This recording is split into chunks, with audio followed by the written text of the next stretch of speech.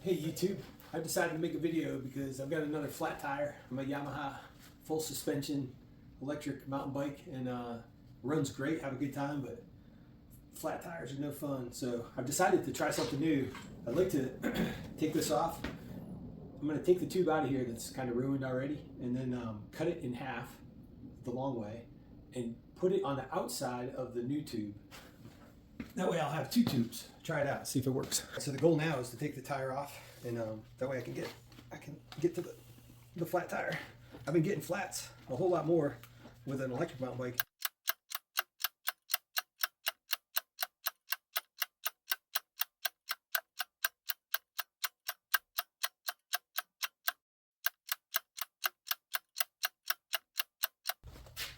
All right, so now I'm going to try to apply this thing.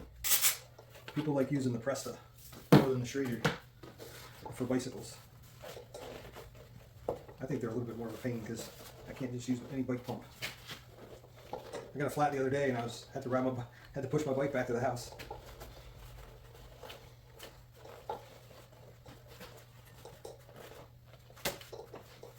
Fortunately for me,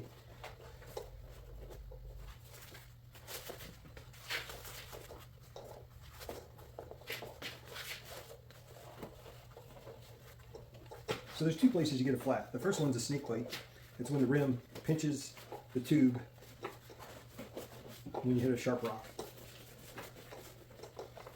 And then the other one is if you hit a sharp rock that's real sharp and the rock just pushes itself into the tube.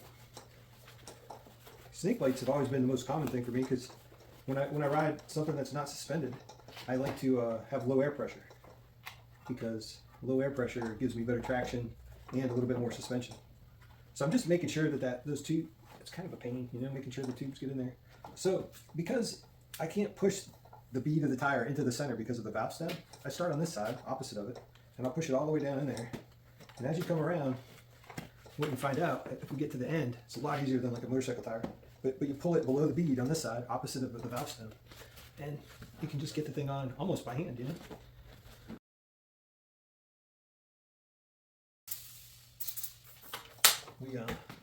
Before I set the bead, I just kind of want to make sure the tube's relaxed inside the tire. Certainly don't want to see any sticking out. And without using the tools to put this together, I don't have to worry so much about pinching the tube while I'm installing the thing. So this is a pretty interesting tire. I think it's like a 2.3 width, and the thing has a bead to set. So I don't know if you could see that, but it was kind of pushing the bead up against the rim. And I run like 35 PSI in there. Of course, you can run a lot less, you get a lot better traction. And well, my problem lately is I've had a slow week. So hopefully that won't happen anymore. I won't have a slow week, and then I'll be able to run, 20 pounds of air, and I'll just hold on because I've got these great Presta valves. So I've got the axle in my hand, slide the disc brakes into the pads, and there's a really cool notch right in the front of this thing that makes it go only in the right spot. I like that. I've got a little bit of grease on the axle already. It's a fairly new bike. I've ridden it like maybe 600 miles so far. And the front tires are in pretty good shape. The back ones I could use a new set of knobbies, but it tells you on here how much to torque it. And that's it. Now I got a double thick tube.